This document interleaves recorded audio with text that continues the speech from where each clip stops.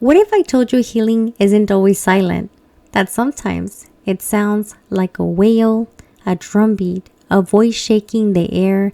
What if I told you grief isn't just an emotion, it's a vibration, and sound is how we let it go?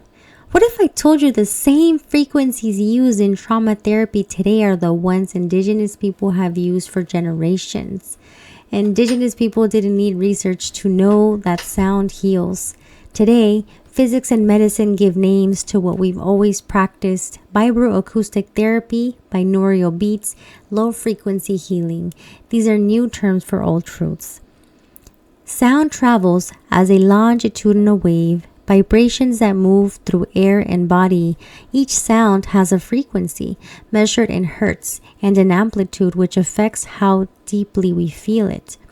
Vibroacoustic therapy uses low frequencies, around 40 hertz, to help the body calm and regulate. A 2021 pilot study found that veterans with long-term PTSD who were unresponsive to other treatments experienced improved sleep and emotional regulation after vibroacoustic sessions.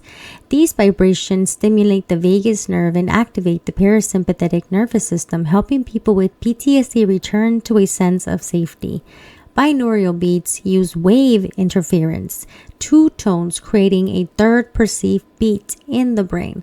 This entrains our brain waves into calming states like theta or delta, supporting trauma processing and nervous system repair. But sound healing is not new. In Mexica tradition, grief was not hidden, it was wailed out loud. In collective mourning ceremonies, families and communities cried, drummed, burnt offerings, and used sound to release grief from the body.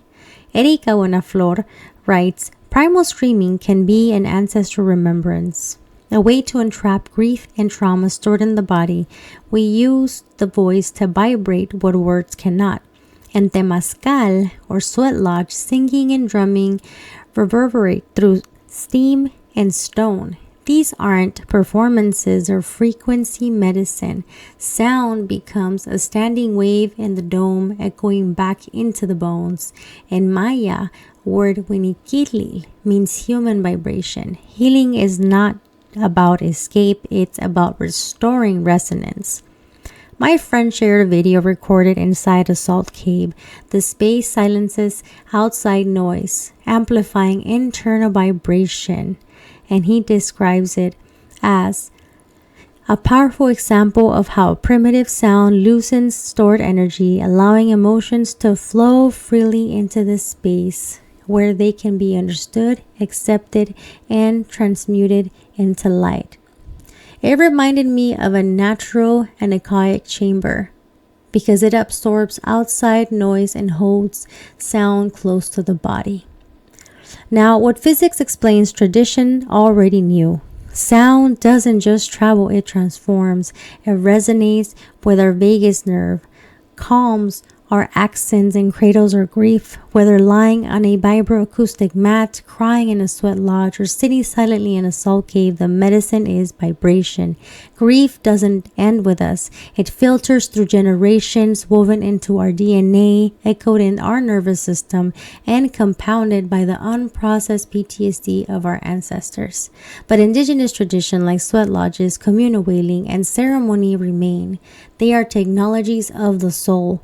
This is the medicine that recalibrates accents and spirit alike. Ritual is not just sacred, it's neurological repair. In physics, energy can't be destroyed, only transformed. In us, grief is the same. Sound is how we remember, release, and rise.